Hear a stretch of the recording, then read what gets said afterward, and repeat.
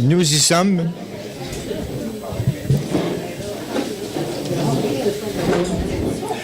C'est ça, je vous inviterai à tourner vos chaises pour être plus à l'aise, pour voir et entendre notre invité.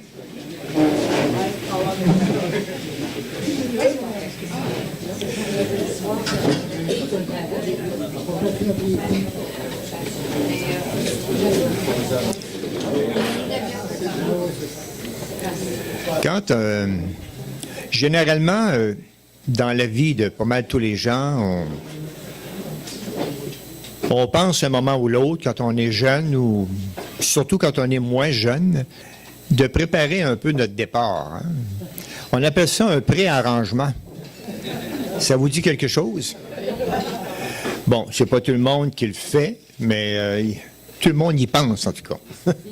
Parce que on devrait tous quitter un jour cette terre, et qu'on soit riche, qu'on soit pauvre, jeune, vieux, à tout âge, on doit quitter cette terre. Donc, il y a des préarrangements, puis je trouve que c'est assez sage de préparer ça. Mais il y a quelque chose qui est encore beaucoup et infiniment plus sage de préparer, c'est de se préparer à rencontrer Dieu. À rencontrer Dieu. On a un verset dans la Bible qui nous dit très clairement « Prépare-toi à la rencontre de ton Dieu ». Parce que ça aussi, c'est une certitude. La mort est une certitude et c'est aussi quelque chose de tout à fait certain qu'on va tous se présenter un jour devant notre Créateur. Et est-ce qu'on va puis on va le rencontrer d'une façon ou d'une autre, soit comme sauveur, ou soit comme juge. Et c'est de cela ce matin que Claude va nous entretenir.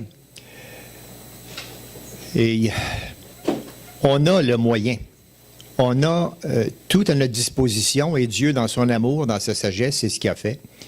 Et Claude va nous expliquer qu'il y a une façon unique d'avoir cette assurance d'être prêt pour l'éternité à rencontrer Dieu. Donc, Claude Caron est un ouvrier, est un pasteur depuis plusieurs années, 39 ans dans le ministère. Je ne comprends pas ça. Il a dû commencer à l'âge de 7-8 ans, là.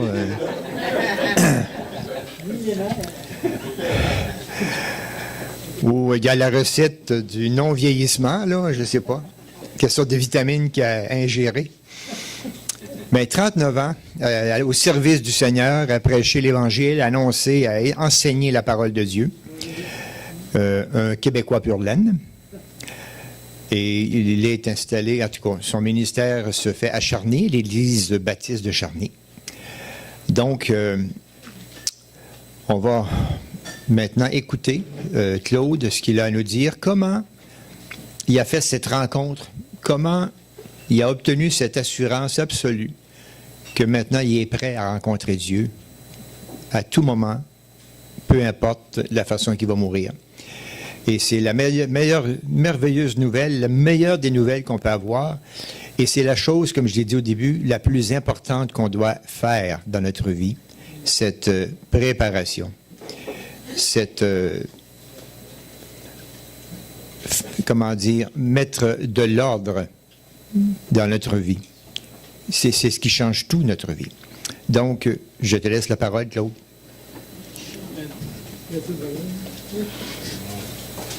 Tu peux remonter le micro, je suis en train de suivre. Non, pas de problème. Ça m'arrive d'avoir à le baisser. Sans problème. C'est un privilège vraiment pour moi d'être ici parmi vous. C'est toujours une joie, vraiment, de pouvoir partager notre foi, partager. Directionnel. Ça fait qu'on va se mettre en direction de. Bon, ça va être OK. Et je vais juste me reculer une petite affaire. Bon, OK. Et c'est ça, effectivement, c'est une joie. Juste pour répondre à la question, j'ai commencé dans le ministère, j'avais 22 ans et 3/4, disons. Fait que, je vais vous raconter ça. Fait que c'est, effectivement, comme je mentionnais, Mon épouse et moi, France, mon épouse et moi-même, on est très contents de partager ce temps-là avec vous. On a assisté à plusieurs déjeuners, on en a tenu, on en tient occasionnellement encore, puis on aime vraiment entendre des témoignages de personnes, de voir l'œuvre de Dieu dans le cœur des personnes, l'être humain que Dieu a créé. Et France et moi, donc, on a beaucoup de choses en commun. On a le même âge, ou à peu près, oui. Elle me rejoint toujours 6 mois après. Bon, merci. Et on a aussi, presque 42 ans de vie chrétienne, c'est-à-dire ça fait 42 ans qu'on a compris ce que Jésus était venu faire pour nous sur cette terre. Et on est dans notre 36e année de mariage. Et nous avons 5 enfants, donc 3 garçons et 2 filles de 34 à 27 ans. Et on en a une de mariée, 2 qui vont se marier cette année. Et ça fait que les choses avancent. Pas encore de petits-enfants, on a bien hâte. Fait que, mais voilà. Et justement, pour moi, c'est une joie de pouvoir vous partager ce que Dieu a fait dans ma vie, la transformation. Dieu a été capable de faire quelque chose. Il a débuté une œuvre. On le laisse faire par la suite. Et il nous a garanti qu'elle a complété ça pour le jour où on va être dans sa présence. Mais j'aimerais aussi préciser, effectivement, comme mon frère me le mentionnait tout à l'heure, André, je suis un pur Québécois, Québécois pur laine, un homme vraiment de ce qu'il y a de plus ordinaire, comme la plupart dans la société. Je suis pas meilleur que personne ici, fait que je ne suis pas ici pour vous enseigner et pour me mettre au-dessus de qui que ce soit. C'est en toute humilité que je vous raconte mon histoire, la façon dont Dieu m'a rejoint et comment est-ce que l'impact éternel que ça a pu avoir dans ma vie. Et je me rappelle d'avoir déjà apporté mon témoignage, justement, entre autres à Montmagny, puis on avait une publicité, puis ça s'intitulait comme suit. Bon, Claude Caron, un Québécois parmi tant d'autres, assoiffé de plaisir et d'indépendance, nous raconte comment il a trouvé la vraie liberté. Fait que, en somme, quelqu'un, une fois, on disait aussi dans un autre témoignage, un message marginal pour un gars marginal. C'est ce que j'étais, marginal. Et quand j'étais en contact avec ce message de ce Jésus si marginal, oh là, il y a eu vraiment, je le connaissais selon ce qu'on avait entendu de lui depuis notre tendre enfance, ici au Québec, mais le connaître personnellement, c'est toute une autre chose. Et, autrement dit, de la dépendance à la liberté. C'est ce que j'ai pu expérimenter. Fait qu'en quelques mots, si on regarde... Bon, pour mon identité, ma naissance, je suis né à Beauport et né d'une famille de 7 enfants, le 7e, donc le petit dernier, 5 filles, 2 garçons. Et donc, nous sommes demeurés un bout de temps à Beauport. Je m'en souviens pas. On me rappelle des choses, mais donc j'étais 6 mois plus tard, on était allé à Champigny. Puis par la suite, j'ai vécu toujours à Duverger. Ça fait qu'avant de finalement rencontrer France, mon épouse, et on est mariés depuis ce temps-là, en 82. Donc, une bonne famille, des parents très unis, de bons principes de l'époque, de la religion, ainsi de suite, tout ça. Et, pas une famille riche, du tout. On a appris qu'est-ce que c'était de vivre avec le minimum, donc une bonne enfance. Mais dès le début de mon enfance, j'ai pu réaliser à quel point j'ai pu voir le mal dans la société, la méchanceté, et surtout chez les enfants. Hein? Donc, on est en première, deuxième, troisième, ainsi de suite. On voit à quel point l'être humain peut être méchant. Et bon, mon enfance s'est développée aussi avec un très grand respect à l'égard de Dieu, sans toutefois le connaître personnellement, comme je faisais allusion tout à l'heure. Donc, je me souviens que mon père avait une Bible, ce qui était assez rare à l'époque. Dans sa chambre, je me rappelle encore cette Bible rouge-là, et j'étais intrigué par cette Bible-là. On avait entendu, une fois, j'avais vu à feuilleter, puis je voyais des questions avec une page historique qui parlait de l'Égypte, Pharaon. Je me suis dit, tiens, mais je voyais des liens de quelque chose que j'avais déjà entendu soit en histoire ou encore en histoire sainte un peu. Fait que je voyais tout cela. Donc, j'étais fasciné par ce livre-là, très épais. Et en début d'adolescence, je m'étais dit, un jour, j'aimerais ça pouvoir le lire, voir qu'est-ce qu'il y en est. Et vers l'âge de 13 ans, j'ai quitté la religion, mais pas ma foi en Dieu. À l'instar, à l'exemple du reste de ma famille. J'étais même le dernier à arrêter de fréquenter justement la messe. J'allais avec un de mes amis, puis finalement, bon, tranquillement, j'ai délaissé. Dans les années 70, donc c'était vraiment avec la Révolution tranquille, tout ce qu'il en était. Fait que, mais là, donc, l'âge de 13 ans, tu arrives au secondaire, ça fait qu'il y a un autre monde nouveau qui se présente devant toi, la musique. J'aimais bien la musique. J'avais déjà commencé à jouer de la guitare à l'époque, étant tout jeune, mon frère en avait une, ainsi de suite. Donc, OK, musique, la cigarette, on essaie ça, la boisson, on l'ajoute, et la drogue, qui s'ajoute, les cheveux longs, etc., etc. Bref, ce que la société québécoise nous offrait à l'époque. L'offre toujours, remarquons. Mais il y avait une époque où il y avait une effervescence, vraiment. Mais avec tout ça, mettons le summum de tout ça, un vide profond dans le cœur. On touche à tout, on essaie de tout faire, on pense qu'on va révolutionner le monde, mais on est complètement vide dans notre cœur, on a un mal de vivre. J'arrive au secondaire, donc, OK, les mauvaises expériences avec la drogue, ça va jusqu'à un bad trip. Fait que là, je vois que je ne peux plus aller trop loin. Pourtant, c'était pas quelque chose de très... on pourrait dire, oui, tout est dangereux, mais c'était pas des drogues élevées. Mais Dieu a permis qu'il y ait un plafond. Donc, je m'accroche davantage à la boisson. Fait qu'à ce moment-là, c'est les folies de jeunesse, naturellement, les sorties les fins de semaine, le carnaval, ainsi de suite, toutes ces occasions pour fêter. Toute occasion est bonne pour fêter. Fait que des choses qui, quand tu regardes ça maintenant, tu dis c'est dramatique, puis je sais que malheureusement, tant de jeunes le vivent. Tu sais, dormir durant un show rock, là, où tu as les caisses de son quasiment à côté de toi, mais tu n'es plus là. Ou coucher en plein milieu d'un autobus, puis vraiment plus avoir trop connaissance, puis tout le monde revient du party, puis du carnaval, puis on a du fun. Ou commencer la soirée à minuit, la soirée jeune, on disait. Fait que, OK. Fait que c'est un peu, tu sais, tu regardes tout ça, puis tu te lèves le lendemain, le dimanche, tu n'as plus de souvenirs, tu commences à avoir peur d'être alcoolique. Je me rappelle une fois, on regardait un film, puis je voyais quelqu'un en train de verser de la boisson. Ça fait que c'est comme ça me faisait saliver. C'était rendu à la fin que c'était assez régulier, là, disons. Fait que là, 19 ans, tu commences à te poser des questions. Ça fait que t'es chum, puis toi, tu dis, ouais, on va essayer de ralentir. Là. Au lieu que ça soit quasiment à chaque soir, on va se maintenir à la fin de semaine.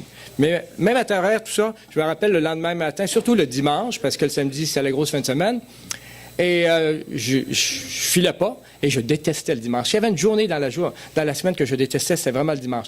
Dimanche, c'était plate, tout était fermé, il n'y avait plus rien à faire, puis là, tu payais le prix de tes folies, là. Fait que tout ça, là, ça fait que, bon, OK. Ça fait que j'ai poursuivi mon secondaire. Dieu merci, je l'ai terminé. Il y a quelques ratés où j'ai fait comme des sélections de ce que j'avais pas de besoin pour aller au cégep. Ça fait que j'ai gardé le nécessaire. Bon, voilà. Et il y a un qui est maintenant devenu un frère dans la foi aussi, on a contribué à notre malheur l'un et l'autre, mais Dieu nous a rejoints. Fait que j'arrive au cégep. Fait que là, c'est un autre monde, nouveau monde, on se dit, hein, ça fait une nouvelle aventure. Mais là, encore, je vois un bonheur insaisissable. C'est une profonde déception de la société. Tu regardes ça. Souvent, à l'époque, je me rappelle avec de mes amis, des fois, on s'assoyait, puis on regardait passer le monde. On regardait, on commentait. T'sais? Puis, c'est ça, tu vois la société, où est-ce qu'elle s'en va, tu es déçu, et c'est un sentiment terrible de solitude à travers la foule. Tu es à travers la foule, mais tu es seul au monde. C'est dur. Et tu essaies de trouver, tu peux avoir un âme ou une âme sœur, mais même à ça, c'est pas suffisant, ça répond pas au vide intérieur que tu as en toi. De réelles amitiés sont rares. J'en avais quelques-unes, bonnes amitiés, mais sauf que c'était très dur. Fait que donc, avec tout ça, on peut additionner aucune solution au malaise criant intérieur des questions existentielles telles que, bon, d'où je viens, tu sais, tu regardes le ciel, tu regardes l'univers, c'est fascinant, mais d'où je viens, pourquoi je suis sur la Terre et où est-ce que je m'en vais? Les trois fameuses questions, hein? D'où je viens, pourquoi je suis ici et où est-ce que je m'en vais? Notre frère André, tout à l'heure, en a fait allusion, tu sais, il faut se préparer. On se prépare pour un voyage, on se prépare pour différentes choses, mais le grand voyage, l'ultime voyage, il n'y a aucun aller-retour, c'est l'éternité. Et ça me faisait frémir. Et à travers tout ça, je me rappelle, ma sœur, Carole, elle me devance de quelques années, donc quelques-uns la connaissent, Carole Caron, femme de Jean Marcoux. Elle aussi, elle avait un intérêt pour les Écritures, pour la Bible. Elle avait demandé à mon père s'il pouvait lui trouver une Bible. Mon père est allé dans la librairie, puis il a apporté une Bible, une petite Bible seconde. Je me rappelle très, très bien, de version Louis II. Et je regarde ça, cette Bible-là, toute neuve, puis j'étais impressionné. J'avais peut-être environ l'âge de 16 ans, 15-16 ans. Et je me rappelle une seule chose de cette Bible-là qui m'a tellement frappé, fasciné. En l'ouvrant, je suis tombé dans l'Évangile de Jean, l'ouvrant, en cassant Et là, j'ai vu le mot « vie éternelle ». Vie éternelle. Il est possible d'avoir la vie éternelle. Ce mot-là m'emballait, me fascinait, me donnait un espoir incroyable. Nous vivons sur cette terre, mais il nous parle de la vie éternelle. C'était comme quelque chose à la fois de tellement attirant, mais insaisissable. C'était comme glorieux, ces deux mots-là. Vie éternelle, ça illuminait. Donc, en 1976, ma sœur, Carole, et deux autres de mes sœurs vont faire un tour à l'Expo Québec. Et il y avait un kiosque évangélique là, tenu par deux églises, une église de Québec, l'Église baptiste de Québec et celle de Beauport. Ensemble, en commun, ils avaient pendant toute la semaine, ou les 10 jours de l'exposition, ils avaient ce kiosque-là, ils donnaient de la littérature, ils parlaient avec les gens. OK. Fait que ils ont reçu de la littérature et un petit disque. Et quelque chose qui est bon, c'est l'intégrale. C'est ce que j'avais reçu, un petit disque. C'est un 33 tours, mais avec le format réduit d'un 45. Et là-dessus, il y avait un témoignage de Jerry Lucas, un vainqueur. C'était en 1976, un champion olympique, et aussi l'expérience de la foi. J'avais écouté ça, je trouvais ça très intéressant. Et à cela, on avait un petit traité évangélique, les 5 pas vers le ciel.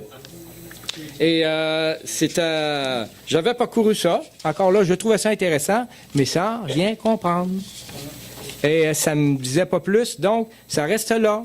Fait que finalement, donc, je continue mon cheminement, regardez ça. Et ma sœur, donc, c'est ça, cette année-là, j'avais décidé de ne pas aller à l'expo en raison de mauvaises expériences, de débordements les années antérieures. Fait que, bon, je coupe plus court là-dessus. Fait tout ça pour dire que, donc, cette année-là, je m'étais dit non, pas question, j'en ai pas été à l'expo. Bon. Fait que j'avais lu la littérature, mais j'avais rien compris. Mais OK. Et là, ça, c'était, disons, l'expo, on sait qu'à l'époque, c'était à fin août, début septembre. Ça terminait à la fête du travail, je crois. Ça fait que donc, en mars 77, là, on se rapporte dans les années 77, ma sœur Carole, passait par un bout dur et a réussi à retrouver cette littérature-là. Elle appelle, il y avait un numéro de téléphone à l'arrière, et c'était au domicile du pasteur Yann Gazdick. Fait que là, elle a pu parler avec lui, et 2 jours plus tard, il y a une chrétienne de cette église-là qui vient la visiter. Et quelques-uns d'entre vous, peut-être, la connaissez, c'était Rosie Sengenthaler. Et là, donc, elle vient faire un tour un vendredi soir. Ça fait que moi, comme à l'habitude avec mes chums en bas, musique, ainsi de suite, tout ce qui allait avec cela.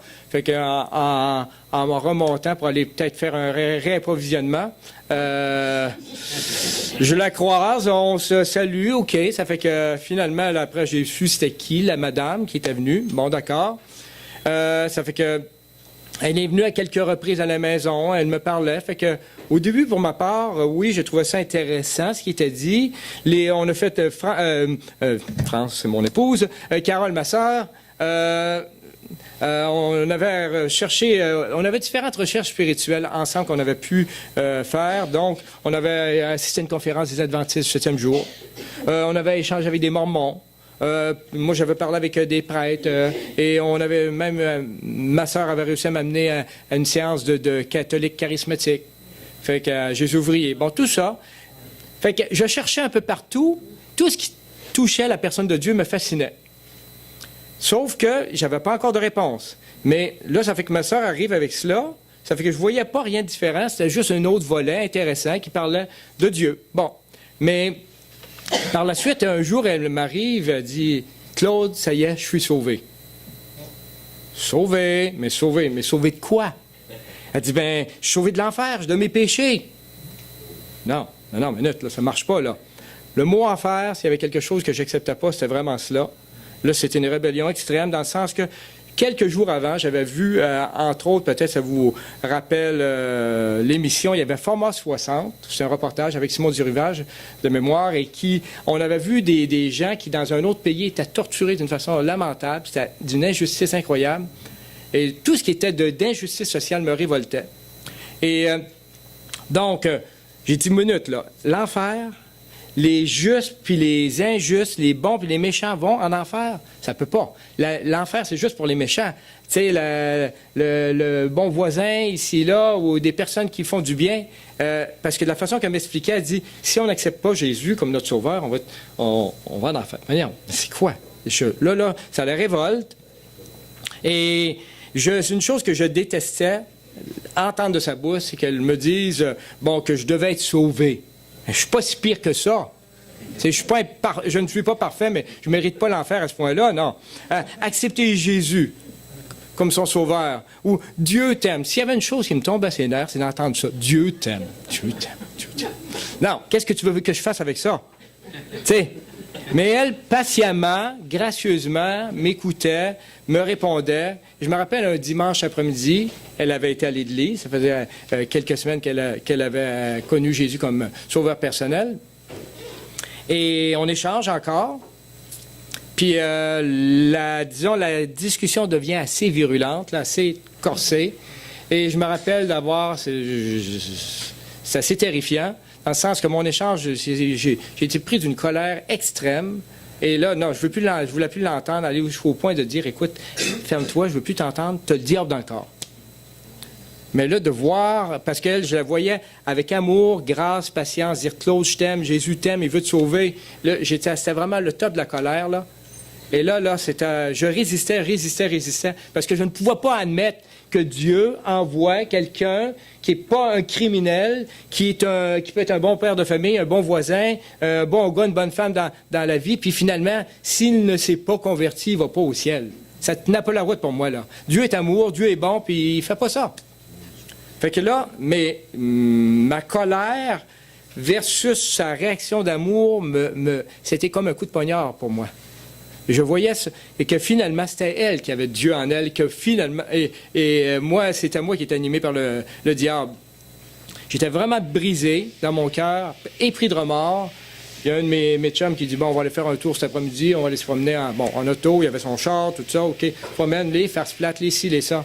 J'étais plus capable, là, moi, pour ma part, là, j'étais complètement concentré sur ce que je venais de vivre de terrible avec ma sœur, et la méchanceté de mon cœur, ma résistance, j'étais plus là, je voyais, je décrochais déjà de la relation habituelle qu'on avait ensemble. Ça fait que je m'étais dit, écoute, la prochaine fois qu'elle m'invite ou qu'elle veut me parler, je vais être plus réceptif. Là, je faisais en quelque sorte mon mea culpa, si on peut dire. Et ça arrive un dimanche soir que, cette personne de l'Église de Québec vient, Rosalie qui vient, elle m'invite à l'Église un dimanche soir. Bon, toutes les raisons au monde, non, j'ai pas le temps, j'étais en train de finir mon cégep, non, j'étais en fin de session, ça fait que j'avais des choses. Ah non, ça sera pas long, ça va être juste une soirée, on va être ici à 9h. Oui, mais c'est ça. Finalement, gentiment et subtilement, elle a réussi à me tordre le bras et je suis allé. Fait qu'à l'époque, donc, j'arrive là, c'est sûr, un petit peu mal à l'aise. Les gens sont des gens ordinaires comme nous tous ici. Moi, j'arrive là avec mes cheveux longs, ma chemise carottée, mes bottes de construction, mes jeans et tout ça. Je vais détonner un petit peu, disons. Mais de voir l'accueil de ces gens-là, qui font pas de différence, moi, le marginal qui arrive parmi la société plus normale, plus équilibrée. Fait que là, de voir, et là, je suis fasciné de voir des hommes, des femmes, des enfants, des familles qui sont là, qui ont de l'air heureux, qui sont assis et qui écoutent ou qui participent, qui partagent. C'était un tout autre coup d'œil, une fenêtre que j'avais jamais vue qu'est-ce qui est du christianisme et de la vie chrétienne. Fait que, bon, il y a eu un message par le pasteur, une invitation à la fin. Je me souviens vraiment pas de quoi il a parlé, sauf que je me rappelle qu'il avait dit, si quelqu'un... parce que s'il avait dit, si quelqu'un veut accepter Jésus comme son sauveur, être sauvé, avoir la vie éternelle, ben, ça faisait déjà 2 semaines que je lisais la littérature, puis je savais tout. Bon. Fait que, à ce moment-là, s'il avait dit ça, j'aurais pas réagi. Mais sauf qu'il a dit, si quelqu'un aimerait que Dieu fasse quelque chose dans sa vie ce soir, indiquez-le. Levez la main. Pour être honnête devant Dieu, oui, je voulais que Dieu fasse quelque chose dans ma vie. J'étais mal dans ma peau. Et là, je voyais que j'étais à un carrefour. J'avais une décision à prendre. Et finalement, bon, j'ai levé la main, mais sans savoir à quoi ça impliquait. Ça fait que par la suite, j'ai pu discuter avec un chrétien à la fin. Et comme je disais, je savais à peu près tout. J'étais convaincu que si... je savais vraiment qu'est-ce qu'il en était du ciel, de l'enfer, les Écritures, c'est quoi la solution pour pouvoir être sauvé, aller au ciel. Mais en parlant avec lui, c'est ça que là, je lui ramène encore la question des injustices. Qu'est-ce que tu fais avec la question des tortures, les petits Africains au loin qui n'ont jamais entendu parler de Jésus, tout ça. C'est ça, Dieu va les envoyer en enfer. Et je me rappelle qu'il m'avait dit, écoute, commence par penser à toi. Accepte-le et tu pourras aller leur en parler par la suite. OK. Et toujours dans ce petit feuillet, justement, je vais vous citer un verset qui est en 2e page, qui lui-même me citait. Il a dit, oh, oui, je connais ça, mais il me l'a réexpliqué un petit peu plus. C'est dans Apocalypse, chapitre 21, verset 8. Il dit, mais pour les lâches, les incrédules, les abominables, les meurtriers, les enchanteurs, les idolâtres et tous les menteurs, leur part sera dans l'étang ardent de feu et de soufre, ce qui est la seconde mort. Oh! Là, je l'avais lu, oui, dans le livret. Là, il me le réexplique un petit peu plus. Et je peux vous dire d'une chose certaine. En quittant cette soirée-là, finalement, on a quitté à 11 heures. On était les derniers sur le perron de l'église. La conversation s'était vraiment développée. Bon, j'étais convaincu d'une chose, que si je mourais ce soir-là, j'étais convaincu que j'allais directement en enfer. Dieu avait touché mon cœur pour me faire réaliser que j'étais un pécheur. Un mensonge, un mauvais regard, une mauvaise parole, une impatience, quoi que ce soit, tu t'en sors pas, tu es perdu. Jésus est venu chercher, sauver ce qui était perdu. Donc, je réalisais que l'enfer existait et que Dieu était un Dieu juste, qui était un Dieu saint. Puis il avait tout fait pour moi. Tout était accompli à la croix. Jésus était mort pour mes péchés. Et si j'y allais, je n'allais pas au ciel, c'était de ma faute. Parce que tout simplement, Jésus avait fait tout ce qu'il avait à faire. Et là, je réalisais ça, tout cela, là. Et ça me travaillait d'une façon terrible. J'étais tourmenté. Et même, pour vous dire, là, cette pensée-là me suivait jour et nuit. Et j'étais au cégep, dans mes habitudes habituelles, n'importe quoi. J'étais en train, comme je vous ai dit, de terminer ma session. Puis n'importe quoi, mauvaise pensée, mauvaise attitude. Je me sentais vraiment incapable de pécher en paix. OK? Je me sentais suivi par la pensée de Dieu partout. Je réalisais ma perdition, ma culpabilité, et je ne faisais pas le poids devant Dieu. Fait que j'étais mis au pied du mur. Je me rappelle, on avait une exposition, on terminait, j'étudiais en arts plastiques, par la suite pour aller à l'université en arts visuels, communication graphique. Donc, j'étais mis au pied du mur, dans le sens, cette exposition de nos derniers travaux de l'année, puis on invitait la famille, je me rappelle mes sœurs, ma famille sont venus tous là, fait qu'avec tous les collègues, bon, chacun nos beaux tableaux, nos belles choses dans un grand hall, et là, le petit cocktail qui est servi, puis un petit verre. J'avais l'habitude d'en prendre. Disons que j'avais une résistance assez développée. Un petit verre, OK, un seul petit verre. Je prends ça, bon, OK, on continue, puis tout d'un coup, je me sens mal. Finalement, j'ai dû aller aux toilettes, puis je me sentais vraiment étourdi, tout ça. je réalisais que là, même tout ce que j'avais l'habitude de faire me rejoignait. C'est comme si Dieu mettait un stop un peu partout, un plafond, et dire, c'est assez. OK, j'ai commencé à y penser. Et donc, j'ai 4 jours de résistance. J'ai résisté, j'étais conscient que j'allais en enfer, là.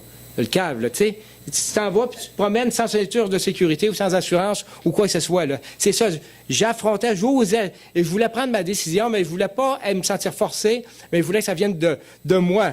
Mais j'ai résisté consciemment que n'importe quelle seconde que je mourrais, c'était l'éternité que j'allais perdre à jamais.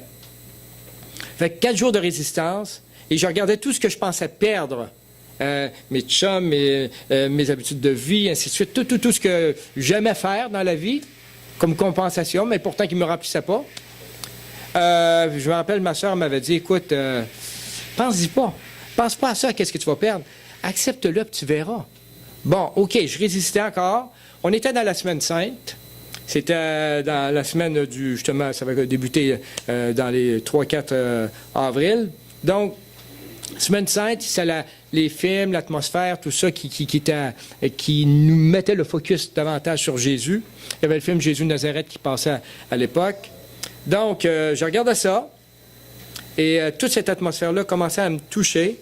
Et bon, quand j'étais allé à l'église ce dimanche, j'avais recueilli différentes littératures. Ma soeur m'avait donné des choses. Et entre autres, il y avait peut-être ça vous dit quelque chose pour les plus vieux. Ça fait que la charte biblique, le plan de Dieu dans l'histoire. Ça fait qu'on nous expose tout ce qu'il y en est depuis la création jusqu'à la fin des temps, tout le plan, tout ça, bien décrit, texte biblique à l'appui. Des questions sont posées. Et à la fin, on nous demande maintenant quelle est votre réponse à l'appel de Dieu, etc., si on veut l'accepter, si on croit qu'il est mort, ressuscité. Fait qu'on coche tout ça, puis finalement, pour moi, d'une façon logique, cartésienne, ben oui, c'est sûr que je veux l'accepter. Je veux. Fait que là, la date ici, le 7 avril, 7/04/77, signature. Bon. Fait que, pour moi, d'une façon très rationnelle, oui, j'avais accepté Jésus. Pour moi, c'est évident. En réalité, je réalisais qu'il était le plus fort, c'était lui le sauveur, puis c'était moi le perdu. J'avais pas à lui tenir tête, j'avais juste accepté ce qu'il m'offrait. Et donc, devant son amour infini, j'ai demandé pardon, je me suis repenti de mes péchés, j'ai cru que Jésus avait payé ce que j'étais incapable de payer pour moi, par moi-même. À la croix, il a pris mes péchés, il a souffert, il a été crucifié, il a subi ce tourment-là incroyable. En échange, il me donnait la vie éternelle si je croyais. C'est un cadeau qu'il m'offrait. J'avais rien à faire, j'avais même pas à le mériter. C'était par ses propres mérites et ça, son œuvre unique. Donc, j'étais sauvé, j'avais la vie éternelle. Pour moi, là, c'était fascinant. Fait que je m'en vais tout de suite annoncer à ma sœur, Carole, qui était dans la maison, on était les deux dans la maison à ce moment-là. Fait que, mais pas de sentiment particulier dans mon cœur. Tout simplement, c'est logique. Elle est toute folle, toute contente. Ah oui! Puis, oui, ben oui, en plus ça fait 2. Je suis perdu, c'est le sauveur, je l'accepte. Je suis sauvé. OK. Sauf que, bon, pas de sentiment, mais le lendemain matin, je me lève, me réveille avec une paix, une joie inexprimable. J'aurais pu aimer mon pire ennemi, j'étais transformé. Ma vie était complètement... J'avais une dimension éternelle devant moi. C'était renversant. J'avais 19 ans à cette époque-là, encore tout jeune. Et donc, moi, j'étais fasciné par cela. Je parle de Jésus partout autour de moi. Là, mes chums commencent à réagir. Il y en a qui s'intéressent, d'autres non. Mais Dieu m'a montré tout ce que je devais délaisser pour lui et comment prendre position envers mes amis puis tout mon entourage. Et quelques semaines après, déjà, par une indication, j'avais eu l'occasion d'assister à une conférence sur les dons spirituels à Montréal avec d'autres. Puis... je reviens de Montréal, un de mes amis me dit bon, qu'est-ce qu'on fait ce soir, on pourrait sortir ce soir. Finalement, on regarde tous les scénarios possibles. J'avais pas le goût, ça me tentait pas. Ça fait qu'il est venu chez nous pour venir chercher un disque que j'avais prêté. Puis en tout cas, il était avec un autre de mes amis. Ça fait que c'est le silence un peu. On se demande. Je voyais que finalement, il y a des choses que je n'étais plus prêt à faire ou à suivre. Je gardais un lien avec eux, sauf qu'il y avait des activités où j'étais un peu même le meneur ou l'initiateur. J'avais plus le goût. Et Donc, je me rappelle même que mon beau-frère m'avait dit, écoute, je te donne pas plus qu'un mois dans ton affaire. OK, fait que près de 42 ans plus tard, on s'en reparle encore. Hein? Fait que ça en fait des mois, ça. Mais tout ça pour dire que je résume comme suit. Il y a un verset qui me frappait qui résume vraiment la pensée de ce que j'ai pu vivre, qui est la résistance que j'avais, mais finalement le tout compte fait que j'ai pu réaliser dans Matthieu chapitre 10, verset 39, où Jésus dit « Celui qui conservera sa vie la perdra. Et celui qui perdra sa vie à cause de moi la retrouvera. » La vie m'intéressait, et à plus forte raison, la vie éternelle, et je voyais que finalement, je n'avais pas à m'obstiner avec le grand Dieu des cieux. Fait que, à ce moment-là, donc, j'ai réalisé à quel point que je devais prendre position pour lui et marcher pour lui, vraiment pour le reste de ma vie. Et je peux dire à quel point, je n'ai pas de mots pour exprimer à quel point je remercie Dieu pour son amour, sa si grande patience envers moi, et durant toutes ces années, puis même après ma conversion. Fait que Dieu a permis que je termine mon cégep, que je fasse mon université. Je sentais un appel pour aller dans l'œuvre du ministère ou du service de Dieu à temps plein. Donc, j'ai fait mes études théologiques aussi. Donc, par différents parcours, j'ai pu être pasteur en formation à une église à Québec. Par la suite, débuter un petit groupe à Pont-Rouge, Baie-Saint-Paul et à Charny depuis maintenant 34 ans, tout en aidant aussi, en retournant dans Charlevoix pour aider une église là-bas. Donc, tout ça, je peux vous dire que c'est tout simplement le cadeau de Dieu. Dieu est venu pour chercher et sauver ce qui était perdu. J'étais perdu et tout être humain sur cette terre est perdu. En partant, Dieu, notre Créateur, il est notre Créateur à nous tous. Si nous respirons sur cette terre, si nous vivons, c'est parce que Dieu a placé le souffle de vie en nous, en partant. Mais il y a plus que ça. Dieu nous veut avec lui pour l'éternité. Et sachant qu'on n'était pas capable de le rejoindre et d'atteindre ses standards, lui est venu dans la perfection en tant que fils de Dieu, Dieu lui-même, sur cette terre, homme parfait. Et le Dieu des cieux, il est venu sur cette terre, il a habité parmi nous, on sait tout ça, on l'a entendu, on le sait, on le connaît dans notre contexte historique. Mais celui qui mourra à la croix, c'est Dieu lui-même, c'est Jésus. Et il prenait notre place. Donc, on a le choix que la mort de Jésus ne serve à rien, elle reste là, ou tout simplement qu'on essaie de se sauver par nous-mêmes, par notre propre mort, ou quoi, ou nos efforts, et ça ne servira pas, ou de réaliser que ce que Jésus, le Dieu parfait, faisait pour nous, les imparfaits, c'était suffisant. Lorsqu'il est mort à la croix, il a dit « tout est accompli ». Et c'est aussi simple que ça. C'est une équation tellement simple. Nous sommes perdus, il est le Sauveur, on reconnaît nos péchés, on fait ce transfert-là, c'est parfait, OK, merci Seigneur. Donc, mais on le croit et on veut le suivre jusqu'à notre dernier souffle et sachant qu'il l'a payé pour nous pour l'éternité. Donc, c'est possible. La vie éternelle, déjà être convaincu sous cette terre que nous avons la vie éternelle, oui, c'est possible. C'est possible. Parce que c'est pas notre œuvre, c'est son œuvre. Il y a un verset qui dit « Car Dieu a tant aimé le monde » qu'il a donné son Fils unique. Il ne l'a pas vendu, il ne l'a pas prêté, il ne l'a pas donné temporairement, il l'a donné afin que quiconque croit en lui, quiconque, c'est n'importe qui, quiconque croit en lui ne périsse point, c'est-à-dire n'aille pas en enfer, mais qu'il ait la vie éternelle. Et c'est gratuit. Pourquoi? Parce qu'il a tout payé. Et c'est gratuit, pourquoi? Parce qu'on ne sera jamais capable de se le payer. Ça fait, il savait d'avance, il savait. Et c'est possible, et Dieu nous veut avec lui pour l'éternité. Et devant un tel deal, là, un tel amour, une telle grâce, là, à cette heure, je suis amoureux de Jésus, et la chose la plus merveilleuse que je peux entendre, c'est que Dieu m'aime. Autant que ça pouvait me tomber ses nerfs, autant que maintenant, ça me fascine, et j'y ai consacré ma vie, et je le remercie tellement pour son amour, sa patience, et Dieu aime tous et chacun sur cette terre, et il ne veut pas qu'aucun périsse, mais il veut que tout le monde puisse venir à la connaissance de sa vérité. Fait que, voici en quelques mots ce qui a été mon histoire. Fait que je le laisse André conclure avec vous.